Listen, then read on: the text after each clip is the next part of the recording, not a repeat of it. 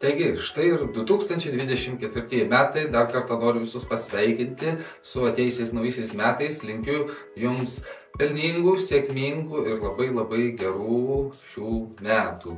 O šiandien pakalbėsim tokią įdomią temą apie finansus, apie atlygį, apie uždarbį. Tai panagrinėsim tokią labai paprastą, kaip pavadinčiau, piramidę, į kurią susideda, kaip žmonės gauna pagrindę pajamas, kaip jie uždirba pinigus, kokie pliusai, kokie minusai ir kas tai yra.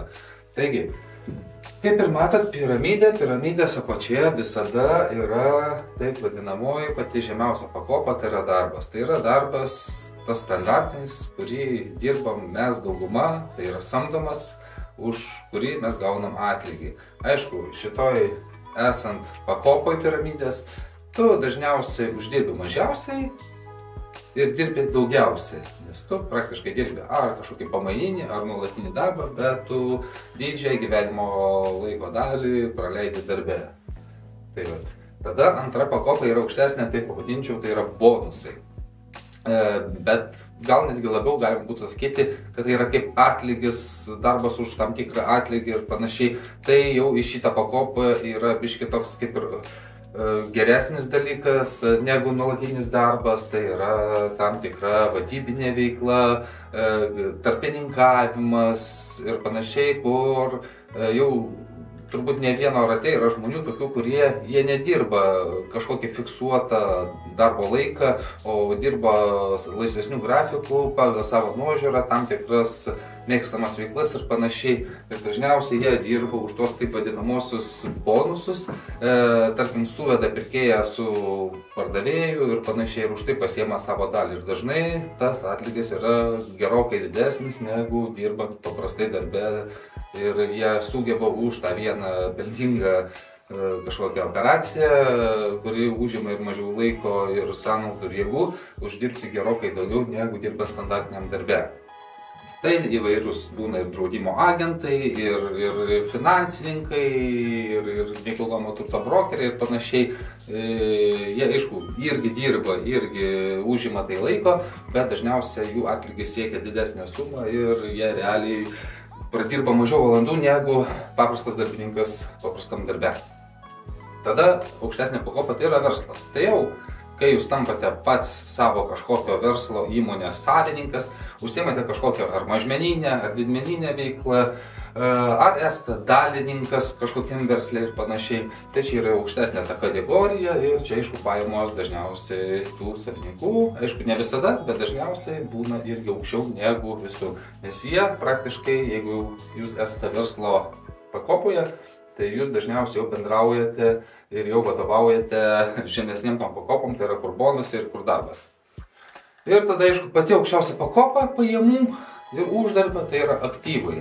Tai tokia pakopa, kai jūs investuojate savo lėšas, finansus į įvairias akcijas, obligacijas, į indėlius ir visas kitas į tokius kitus visus aktyvus, kurie jau nebereikalauja iš jūsų įdėti darbo, laiko ir pastangų, o sugeba jum nešti finansinę naudą, finansinę grąžą.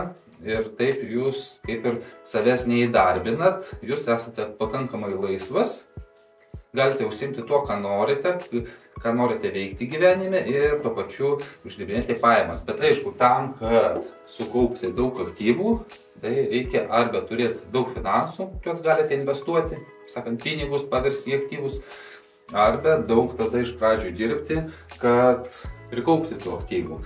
Tai dažniausiai pas turtingus žmonės, kame yra esmė, kad jie tų aktyvų turi daug. O turi daug, tai čia jau priklauso kaip. Ar jie darbu uždirbo, ar versle gerai pasisekė, prasimušė ir greit uždirbo didelės sumas ir investavo po tai įvairius aktyvus.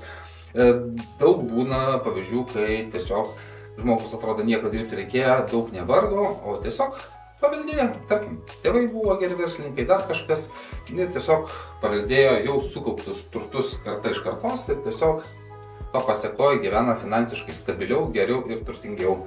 Ir tuo pačiu mažiau įdeda laiko.